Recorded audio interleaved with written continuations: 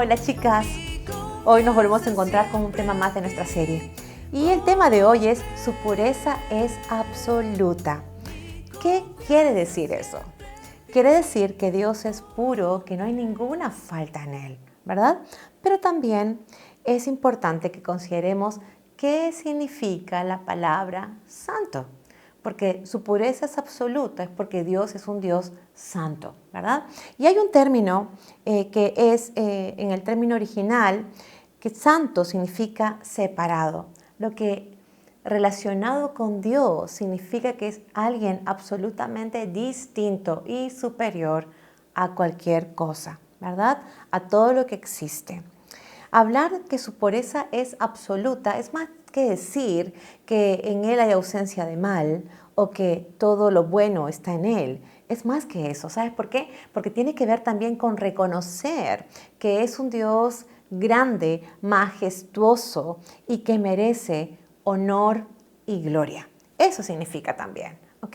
Entonces, no solamente es quién es en esencia, sino la repercusión que debería tener en nuestras vidas. Cómo ese atributo de Dios realmente, qué injerencia tiene en nosotras, en las decisiones que tomamos, en la forma en que caminamos, en la forma en que vemos la vida, ¿verdad? Y ahora es interesante percatarnos que de todos los atributos de Dios, que definitivamente todos son importantes y relevantes y significativos, en este tema de Dios Santo y que su pureza es absoluta, hay un énfasis particular en la Biblia. ¿Sabes por qué? Porque los demás se mencionan efectivamente a lo largo de toda la Biblia, pero en este caso es un atributo que se repite de una manera muy clara y muy directa, ¿no? Y yo quisiera decirte algo. Por ejemplo, cuando nosotras escribimos algo, mandamos un mensaje a alguien, sea por WhatsApp o hacemos un escrito, y queremos resaltar algo, darle un énfasis particular, podemos hacer uso de la tecnología, ¿verdad? Y podemos ponerle en negrita, si queremos, podemos subrayarlo. También podríamos cambiarle de color a ciertas palabras, ¿verdad? A cierto concepto, una idea, para darle justamente cierta relevancia o preponderancia en eso que estamos diciendo, ¿verdad? Bueno, en la Biblia no habían estos recursos, obviamente, en el tiempo que se escribió, pero lo que se hacía era repetir la palabra para darle ese énfasis en particular. Tú debes recordar que, por ejemplo, cuando el Señor Jesús estaba aquí en la tierra y hablaba, se dirigía a sus discípulos y a la gente que lo seguía, cuando Él iba a decir algo que realmente era de vital importancia, decía, de cierto, os digo. Ese de cierto os digo, que era una repetición, ¿verdad? De esa frase, era porque estaba anticipando a su auditorio de que lo que venía a decir después era verdaderamente vital. ¿Sí? Entonces, ¿y cómo es que este atributo de Dios Santo se relaciona con esto de lo que estamos hablando? Mira, en la Biblia hay algunos versículos en los que se menciona 3 veces la palabra santo, santo, santo. Un solo atributo, 3 veces seguido. ¿Y por qué? Porque definitivamente este atributo tiene que ver con la forma en que nosotros actuamos frente a Dios. Y no solo eso, sino con la adoración que deberíamos darle. Y justamente los 2 textos que voy a leer a continuación y que tienen que ver con ese atributo que se repite, es parte de la alabanza y del canto que estaban ejecutando los ángeles en adoración a Dios. ¿Sabes por qué? Porque se reconocían que estaban frente a la majestad gloriosa de Dios. Vamos a leerlos, estos 2 pasajes, fíjate. Isaías 6:3 dice, Santo, santo, santo es el Señor de los ejércitos celestiales. Toda la tierra está llena de su gloria. Y en Apocalipsis 4:8 dice, día tras día y noche tras noche repiten continuamente, Santo, santo, santo es el Señor Dios, el Todopoderoso, el que siempre fue, que es y que aún está por venir. ¿Te das cuenta? Era una adoración que rendían los ángeles y que vamos a rendir y que van a rendir cuando el Señor venga, cuando estemos en su presencia, ¿verdad? Mira, ¿cómo se relaciona este atributo con nuestras vidas? Justamente, vamos a tocar 2 puntos, pero el primero tiene que ver con esto. Nos debe llevar a adorar a Dios. El estar conscientes de su santidad, de su majestad, de su grandeza, ¿verdad? Nos debe llevar a adorarlo. Ahora, ¿qué significa adorar? Busqué en el diccionario de la Real Academia Española y el significado que encontré es el siguiente. Dice reverenciar o rendir culto a un ser que se considera de naturaleza divina. Y otra acepción es amar con extremo. Amar con extremo. Tú sabes que los hebreos, cuando se sabían frente a la presencia de Dios, la actitud inmediata era postrarse, ¿verdad? A tierra, inclusive inclinaban su rostro, su frente llegaba al piso, ¿no? Era una actitud que reconocía, era como una especie de reverencia y homenaje al estar frente al reconocimiento de la autoridad suprema de Dios. Eso es lo que hacían los hebreos. Sin embargo, hoy, en nuestros tiempos, vivimos de alguna manera idolatrando cosas o personas, ¿no? Y también busqué la palabra ídolo, porque si yo te digo idolatramos, pero no exageres, Katy, o sea, no me hables de idolatrar, yo no idolatro a nadie, ¿no? Y busqué qué significa ídolo para tener un poco más de sentido en lo que vamos a decir a continuación. Y dice que es una persona o cosa por el que se siente un amor o admiración excesivos. Eso es un ídolo. Es una persona o cosa por el que se siente un amor o admiración excesivos. Dime tú, si no hay personas que tienen un amor o admiración excesiva por personas o cosas, es una idolatría, ¿ok? Si te percatas, en nuestro medio se puede ver con claridad que esa expresión de amor excesivo puede estar orientado a algunos artistas, algunos grupos musicales, a personas que son famosas, a personas que tienen éxito. De alguna manera se les admira y se les ama de una manera extrema, ¿verdad? Y también debemos considerar algo más simple, más cotidiano, como el hecho de tener un amor excesivo por alguien cercano a nuestra vida. Porque tú dices, ay, pero a mí los artistas no me interesan. A mí, en verdad, los famosos no tienen nada que ver con mi vida. Sí, es verdad, puede ser que en tu caso no sea algo que tenga importancia, ¿verdad? Pero de pronto tienes a alguien, algún ser querido que está ocupando ese lugar central en tu vida, por el cual vives, por el cual te desvives.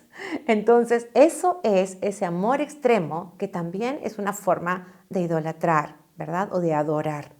Yo no sé si tú te acuerdas, pero han habido noticias muy lamentables en algunos conciertos musicales donde los fans de esos artistas han entrado en un estado de euforia y han tenido, digamos, reacciones descontroladas que los ha llevado inclusive hacia la propia muerte. Tú debes haber escuchado, ¿verdad? Y eso es una forma, digamos, tangible, palpable de cómo es que esa adoración se puede direccionar, ¿verdad? Hacia personas o cosas de manera incorrecta. Lo paradójico es que Dios nos creó para que nosotros le pudiéramos rendir adoración solo a Él. Y yo quiero que leamos juntas Efesios 1:12, que dice, el propósito de Dios fue que nosotros diéramos gloria y alabanza a Dios. Sin embargo, a lo largo de la humanidad, ¿verdad? Los seres humanos hemos buscado adorar a personas o cosas, dejando de lado esa adoración que deberíamos rendir al único que se merece todo honor y toda gloria, el cual es Dios.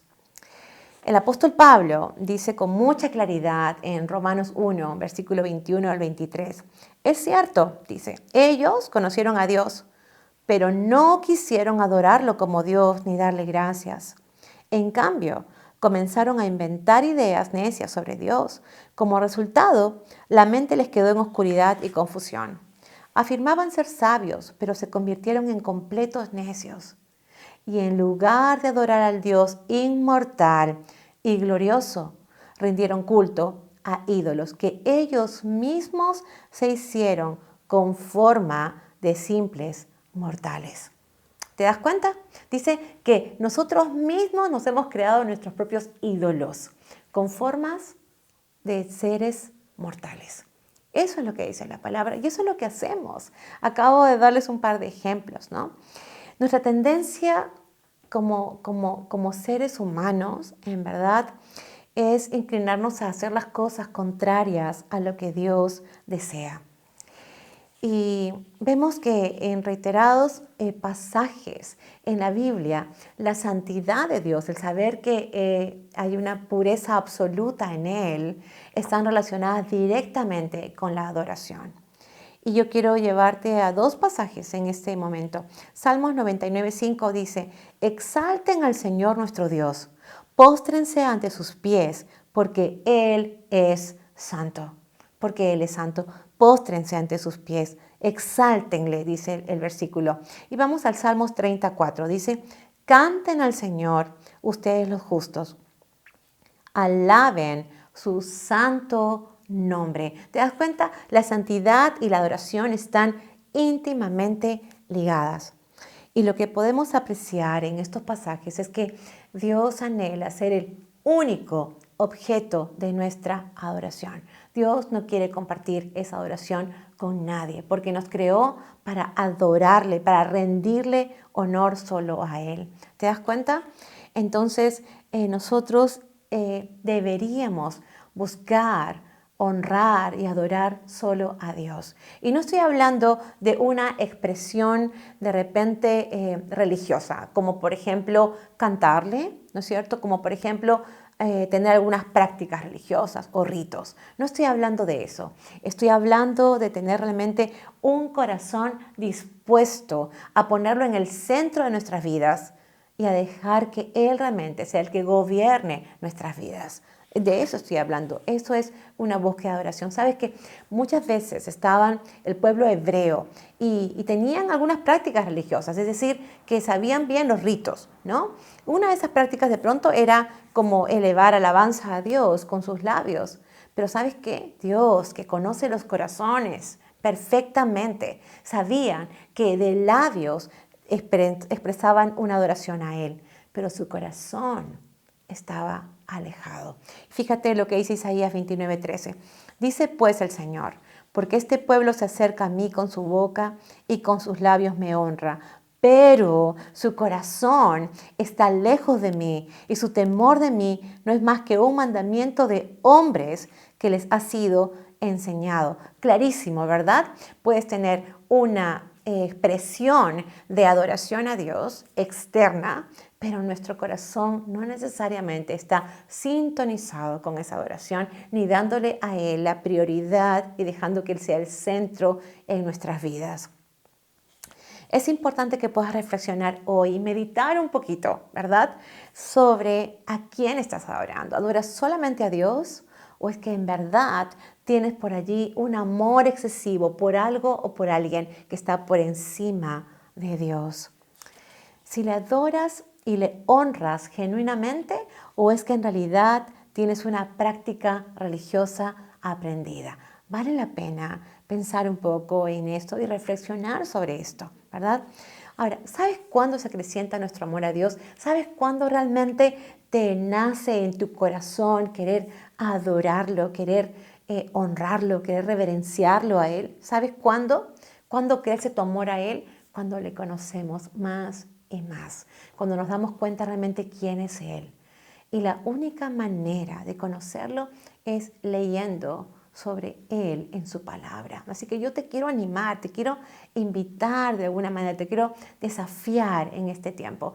A que si tú tienes una Biblia en tu casa, la abras y empiezas a leerla y aprender por ti misma quién es el Dios del que estamos hablando en esta serie. Y vamos a ir rápidamente a un segundo punto que tiene que ver con esta conciencia de que su pureza es absoluta. Por un lado, nos debe llevar a rendirle adoración a Él. Y un segundo punto, nos debe llevar a entender la muerte de Cristo. Es decir, ¿por qué murió Cristo? Si Dios es un Dios justo, ¿por qué permitió que su Hijo muriera en la cruz? Es válida la pregunta, ¿no? precisamente porque Dios es justo y porque su pureza es absoluta, ningún ser humano podía acercarse y restablecer una relación con Él, porque en el fondo somos pecadores y el pecado es lo que verdaderamente nos separa de Dios. Ahora, siendo un Dios santo, tenemos que tener en cuenta cuál es nuestro parámetro. Nuestro parámetro es Él. No son otros seres humanos que son igualmente falibles e imperfectos que nosotras. ¿Te das cuenta de lo que te quiero decir? Porque yo podría decir, pero yo soy una buena persona, no le hago daño a nadie. Probablemente tú miras a otros y dices, yo soy mejor que esa persona, porque no hago las cosas que ella hace o que él hace, o porque sencillamente yo hago otras cosas que son buenas y que esa persona no hace. Entonces, nuestro parámetro no puede ser otro ser humano igual que nosotros, porque esa persona peca tanto como tú. Tal vez no en las mismas cosas, pero igual pecamos, ¿no? De manera indefectible. Entonces, frente a la santidad de Dios y esa pureza absoluta, ¿verdad? Es que yo tengo que darme cuenta que hay una separación que se produce entre Dios y yo, y es a causa del pecado. Y Romanos 3:23 dice con claridad lo siguiente: pues todos hemos pecado, nadie puede alcanzar la meta gloriosa establecida por Dios. Nadie puede llegar a ese estándar, es lo que está diciendo aquí la palabra. Y claramente dice el apóstol Pablo en Romanos, en este versículo que acabamos de leer, que todos hemos pecado. Y hay quienes se ven a sí mismos como personas buenas, ¿no es cierto? Como lo que estaba diciéndoles hace un instante. Pero basta con que cometamos un pecado, de aquellos que de repente consideras inclusive insignificantes. Una mentira, pensar mal de alguien, ¿verdad? Envidiar algo a alguien. Y entonces ya rompimos ese estándar de Dios.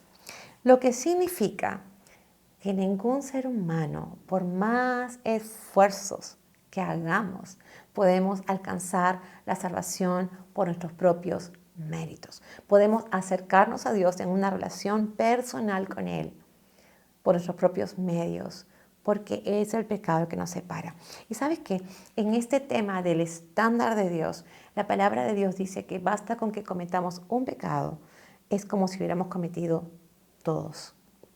Déjame leerte Santiago 2:10 que dice lo siguiente: pues el que obedece todas las leyes de Dios menos una es tan culpable como el que las desobedece todas.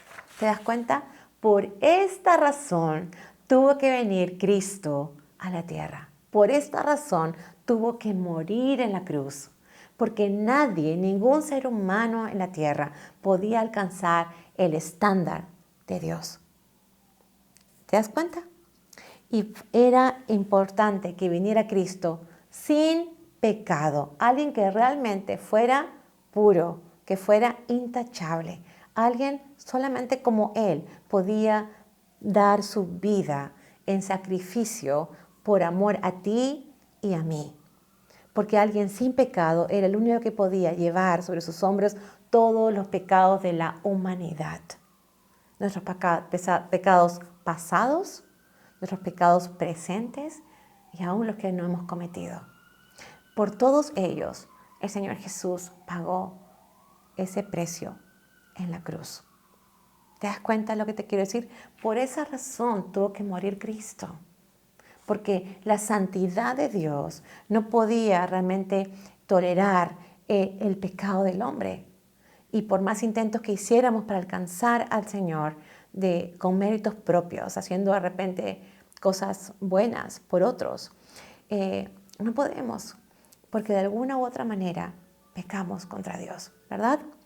Entonces, cuando Cristo murió y derramó su sangre preciosa en la cruz por ti y por mí, y era importante que derramara su sangre. ¿Sabes por qué? Porque la palabra de Dios dice que sin derramamiento de sangre no había remisión de pecados. Entonces, Él tuvo que derramar su sangre preciosa para que nosotras tuviéramos que estar libres de esa condenación eterna y también para que pudiéramos vivir por la eternidad con Dios. Eso dice 1 de Pedro 1, 18 al 21. Ustedes saben que fueron rescatados de una vida sin sentido, la cual heredaron de sus padres, y que ese rescate no se pagó con cosas corruptibles, como el oro y la plata, sino con la sangre preciosa de Cristo, sin mancha y sin contaminación, como la de un cordero, que ya había sido destinado desde antes de que Dios creara el mundo, pero que se manifestó en estos últimos tiempos por amor a ustedes. Por él ustedes creen en Dios, que fue quien nos resucitó de los muertos y lo ha glorificado, para que ustedes tengan puesta su fe y su esperanza en Dios. ¿Te das cuenta? La obra de Cristo fue perfecta, completa y suficiente ante los ojos de Dios. Y eso es lo que nos ha rescatado de la condenación eterna. Si es que nosotros ponemos nuestra fe en Cristo, en lo que Él ha hecho por nosotras, si nos arrepentimos de nuestros pecados, es suficiente para tener la salvación y para tener vida eterna con Él.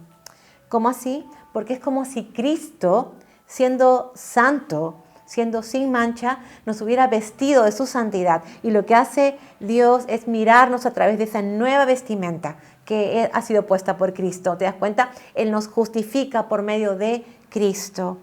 Eso es lo que dice, que Él nunca pecó. Y por eso es que nosotros podemos, a través de Él y únicamente a través de Él, reconciliarnos con Dios. Y voy a terminar con este versículo de 2 de Corintios 5:21. Pues Dios hizo que Cristo, quien nunca pecó, fuera la ofrenda por nuestro pecado, para que nosotros pudiéramos estar en una relación correcta con Dios por medio de Cristo. Hoy puedes decidir creer o no creer, pero lo que está en juego es la vida eterna, con Él o sin Él. Tienes que tomar una decisión si quieres seguir viviendo de la manera que hasta ahora lo has venido haciendo, o si realmente decides entregarle tu vida al Señor, pedirle que Él venga a tu vida, tome el control de tu corazón, pedirle que perdone tus pecados y que puedas empezar una relación con Él. Si tú quieres hacerlo, mira, yo voy a orar ahora para terminar este tema y puedes repetirlo donde te encuentres en silencio. Dios ve tu corazón y esa es la parte más importante. ¿Ok? Vamos a orar. Señor, frente a tu santidad, me doy cuenta que soy pecadora y que no puedo alcanzar la salvación por mis propios medios. Perdona mis pecados. Te rindo el control de mi vida y te doy gracias por enviar a Cristo a que muriera por mis pecados y por reconciliarme contigo por medio de Él. En el nombre de Jesús. Amén. Amén. Muy bien. Y vamos a encontrarnos, si Dios lo permite, la próxima semana con un tema más de nuestra serie y este título que lleva Nada escapa de su control. Es un atributo precioso que vamos a estudiar la próxima semana. Nada escapa de su control. Así que si Dios lo permite, nos vemos. Chao.